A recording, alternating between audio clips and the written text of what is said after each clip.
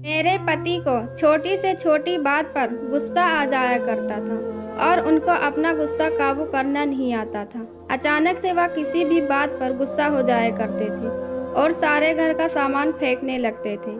कई दफ़ा उन्हें मोहब्बत से समझाया कि इतना गुस्सा ठीक नहीं होता, लेकिन उन्हें किसी भी सूरत समझ में नहीं आ रहा था। वह न चाहते हुए भी मुझ पर गुस्सा हो जाया करते। मेरी शादी को 1 साल बीत चुका था और इस 1 साल में उनके गुस्से की इंतहा को देख लिया था, लेकिन मुझे इस बात का अंदाज़ा नहीं था कि वह गुस्से में हर हद को पार कर जाएंगे और हमारे रिश्तों को ही निशाना बना बैठेंगे। एक मामूली सी बात को लेकर मेरे पति ने मुझसे हर तरीके का ताल्लुकात ख़त्म कर लिया था, लेकिन जैसे ही उनका गुस्सा ठंडा हुआ, वह मेरे कदमों में गिर गए और माफ़ी मांगने लगे। लेकिन अब क्या होगा जब चिड़िया खेत चुन गई। मैं और करण एक मोहल्ले में रहते थे और मैं स्कूल आते जाते करण को देखा करती और मुझे करण से मोहब्बत हो गई थी। जब करण ने मेरे लिए रिश्ता भेजा तो मेरे घर वालों ने साफ इनकार कर दिया, क्योंकि करण का गुस्सा सारे जहां में मशहूर था।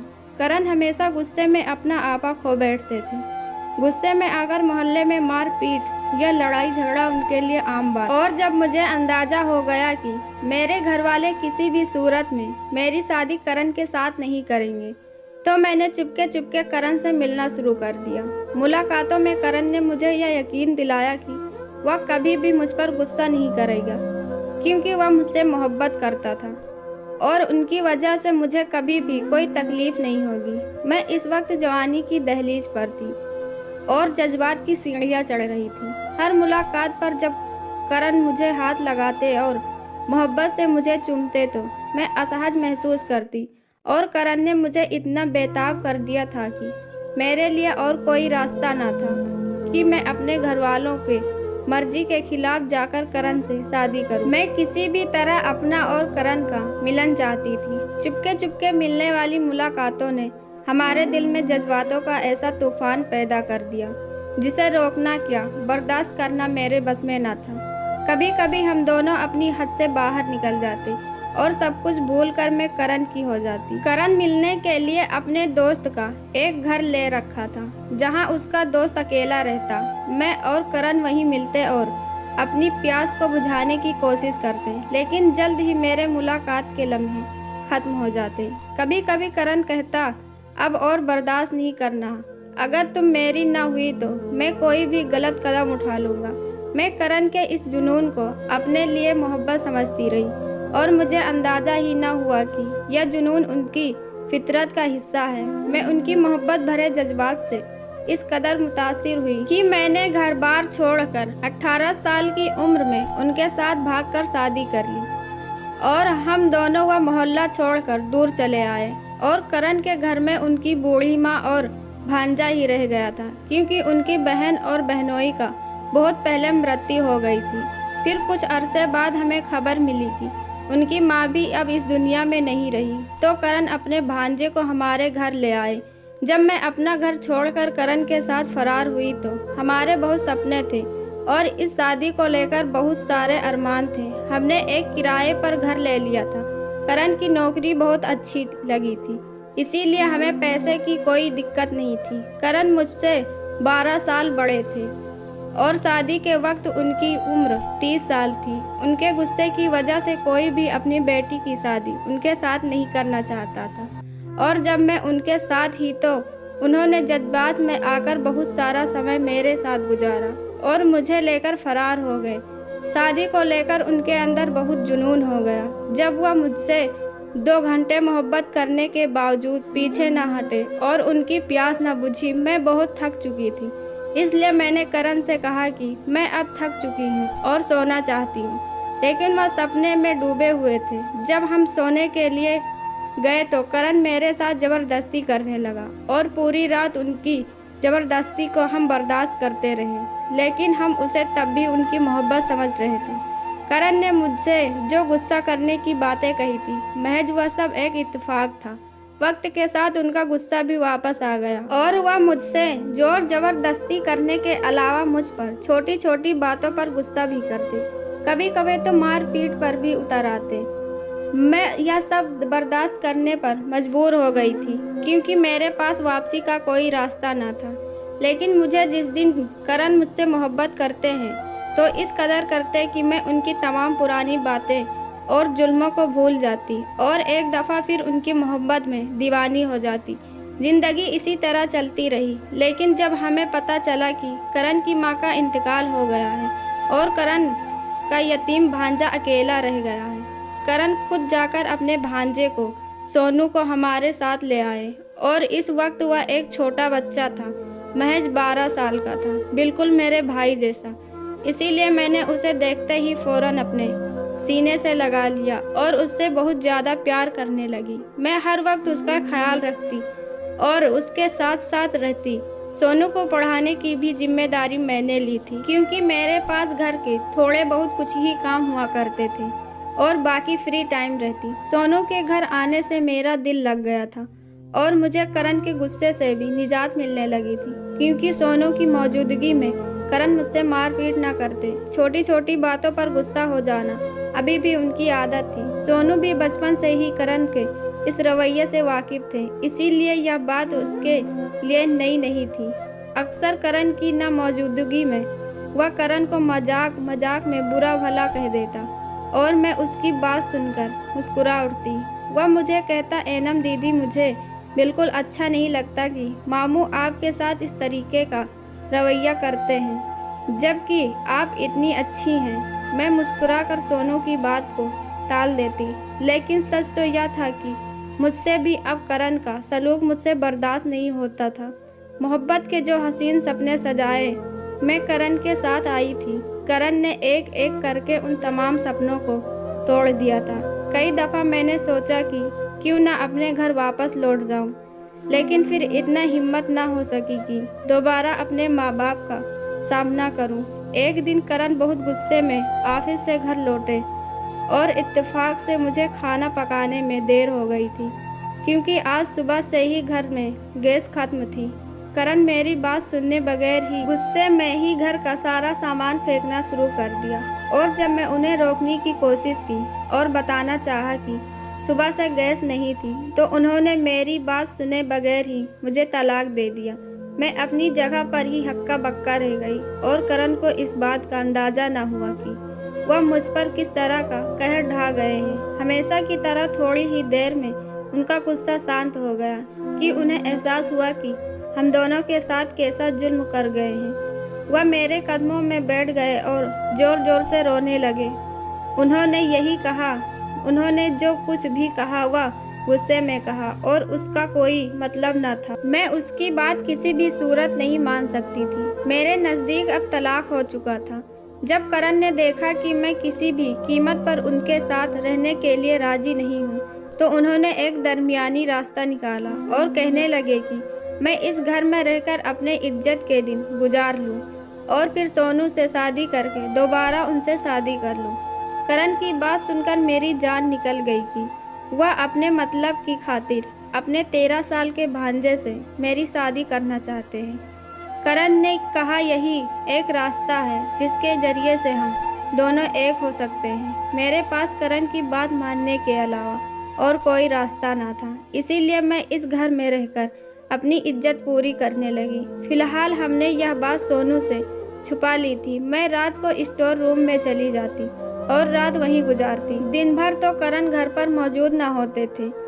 शुरू में सोनू तो बहुत हैरान हुआ कि मैं इसके रूम में क्यों सोने लगी हूँ, लेकिन फिर मैंने यह बात कहकर ख़त्म कर दी कि उसके मामू मुझसे नाराज़ हैं और वह मुझे अपने कमरे में नहीं रखना चाहते। दिन बहुत जल्दी से पर लगाकर उड़ रहे थे। करण से मेरी जुदाई बर्दाश्त न हो रही थी। कई दफ़ा वह मुझसे बात करने की भी कोशिश की, लेकिन मैं हर दफ़ा उनसे मुंह फेर लेती थी। इस वक्त वह एक गैर मर्द के सिवा कुछ और न थे। सोनू ने भी इंटरनेट के जरिए कोई भी नौकरी ढूंढ ली थी और वह पढ़ाई के साथ साथ ही खाली वक्त में इंटरनेट में मसरूफ़ रहता। मैं जब भी उसे कहती कि इस वक्त काम करने की क्या ज़रूरत आ गई है तो मुस्कुरा कर कहता कि वह हमेशा मेरे और मामू के सहारे पर ज़िंदगी नहीं गुजार सकता और वह जल्द ही अपनी ज़िंदगी आगे बढ़ाना चाहता है। मुझे सोनू को देखकर बहुत ही खुशी महसूस होती। वह एक सुलझा हुआ और समझदार लड़का था। उस दिन सोनू को बैठा कर करण ने बहुत मोहब्बत से सारी बात बताई, जिसे सुनकर सोनू परेशान हो गया। उसे यकीन ही नहीं हो रहा था कि करण ने उसे तलाक दे दिया है, लेकिन फिर उसे समझ आ गया कि मैं इतने अरसे से स्टोर रूम में क्यों रातें गुजार रही हूँ। और जब करण ने सोनू से यह बताया कि से वह क्या चाहता है, तो सोनू बिल्कुल हक्का बक्का रह गया और कहने लगा कि यह कैसे मुमकिन है कि मैं अपनी मामी से शादी कर लूं। करण ने कहा, शादी करने का एक ही रास्ता है कि तुम एनम को एक रात के लिए शादी कर लो, फिर तुम भले ही उसे अगले दिन छोड़ देना। यह बात हम तीनों के अलावा और किसी को भी मालूम न होगी और हमारा भरम रह जाएगा। और फिर एक बार एनम से हमारी शादी हो गई। सोनू ने एक नज़र मुझ पर डाली जो इन दोनों के बीच हो रही बातों के दरमियान खामोश आंसू बहा रही थी। सोनू को मालूम न था कि मेरे आगे पीछे कोई नहीं और मैं एक बेसहारा औरत हूँ। अगर सोनू इस शादी के लिए राजी नहीं होगा तो मैं दर दर भटकती रहूँगी। थोड़ी देर सोचने के बाद सोनू ने हाँ कर दिया और करण ने बुलाकर एक पंडित को चुपचाप मेरी शादी करा दी। जिस तरह मेरे और करण के तलाक की खबर किसी को ना थी, उसी तरह मेरे और सोनू की शादी की भी खबर किसी को ना थी। यूं भी हम तीनों के अलावा और कोई नहीं था। मेरे और सोनू की शादी हो जाने के बाद करण यह कहकर घर से चले गए कि वह सुबह में घर आएंगे और उनके आने से पहले सोनू उन्हें तलाक दे देगा। मैं थकी हारी स्टोर रूम में बैठी थी जब सोनू मेरे पास चला आया और कहने लगा कि आप चलकर हमारे कमरे में आराम कर लें। पहले तो मैं सोनू को मना करती रही, लेकिन जब वह ना माना तो मैं उसके साथ इस कमरे में चली आई और आंखें बंद करके सोनू के लिए लेट गई। और मुझे सोए हुए भी थोड़ा ही वक्त गुजरा था कि मेरे ऊपर किसी के हाथ का एहसास हुआ। यकीनन वह सोनू ही था।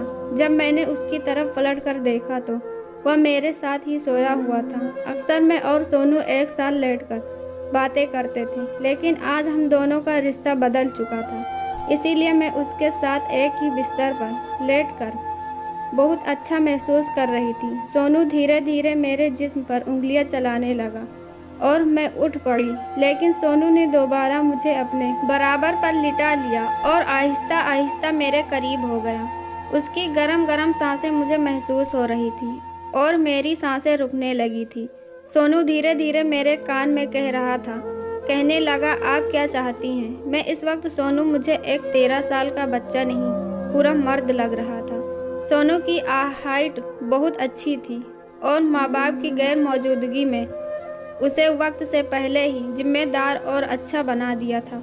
सोनू के सवाल पर मैंने उसकी आंखों में देखा तो वह कहने लगा, क्या आप चाहती हैं कि मैं सुबह उठकर आपको तलाक दे दूं? न जाने क्यों सोनू की बातों पर मेरी आंखें भीगने लगी। मैंने कोई जवाब न दिया।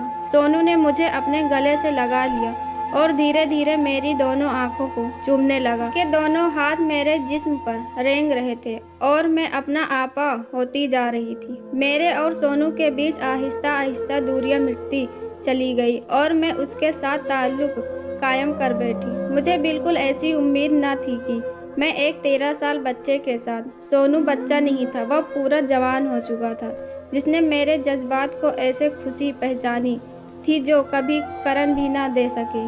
करण मुझसे शायद बहुत बड़े थे, इसीलिए वैसा नहीं हो पाया जो सोनू के साथ अच्छा लगा। जैसा आज की रात सोनू के साथ हुई, जैसे सुबह होते ही मैं सोनू से नजरें चुराते हुए उससे बचकर निकलने लगी। सोनू मेरा हाथ पकड़कर रोक लिया और कहने लगा, उसने मेरा हाथ छोड़ने के लिए नहीं था, न बल्कि वह जिंदगी भर मेरा साथ निभाना चाहता है। सोनू की बात ने मुझे चौंका कर रख दिया। वो कह रहा था कि करण की तरह वह खुदगर्ज नहीं है और मेरे जज्बात का मजाक नहीं बनाना चाहता।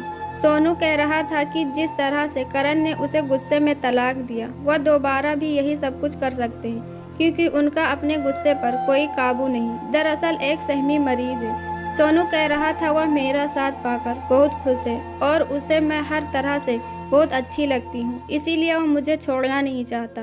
अपनी बात पूरी करके वह मेरे आंखों में झांकने लगा। उसे मेरे जवाब का इंतजार था। इससे पहले कि मैं उसे कोई जवाब देती। करण वापस घर लौट आया और आते ही हम दोनों को एक साथ देखकर पहला सवाल यही किया कि सोनू ने मुझे तलाक दे दी है क्या। मैंने करण की तरफ एक सख्त निगाह डाली और करण से कहा कि मैं सोनू से तलाक नहीं ले सकती। मैं और सोनू पूरी ज़िंदगी साथ गुजारना चाहते हैं और हम दोनों ने कल रात एक दूसरे को मुकम्मल कर दिया है और अब हम एक साथ दोनों बहुत खुश हैं। मेरी बात सुनकर करण सोनू की तरफ बढ़े। इससे पहले वह सोनू को मारते मैंने उनसे साफ साफ कह दिया कि मैं पुलिस में उनके खिलाफ कार्रवाई करूंगी। सोनू के साथ ने मुझे मजबूत बना दिया था। भले ही वह 13 साल का था लेकिन अब मेरा पति था। मैंने करण को आईना दिखा दिया और सोनू के साथ उस घर को छोड़ दिया। करण ने हम दोनों को बहुत बुरा भला कहा और बहुत हंगामा किया। वह मुझे हमारी मोहब्बत याद दिलाने लगे लेकिन अब मेरे दिल में उनके लिए कोई जज्बात न थी। हम दोनों वहाँ से निकल गए थे। करण वहाँ अकेले रह गए थे और कुछ अरसे बाद हमें खबर मिली कि करण ने अपने ऑफिस से गुस्से में किसी आदमी का कत्ल कर दिया। अब वह जेल की सलाखों के पीछे है। अपने माँ बाप के मर्जी के खिलाफ जो मैंने कदम उठाया था उसकी सज़ा मुझे मिल गई थी। अब आने वाली ज़िंदगी मुझे सोनू के साथ गुजारनी थी। वीडियो अच्छी लगी तो लाइक कमेंट और सब्सक्राइब करें। धन्यवाद।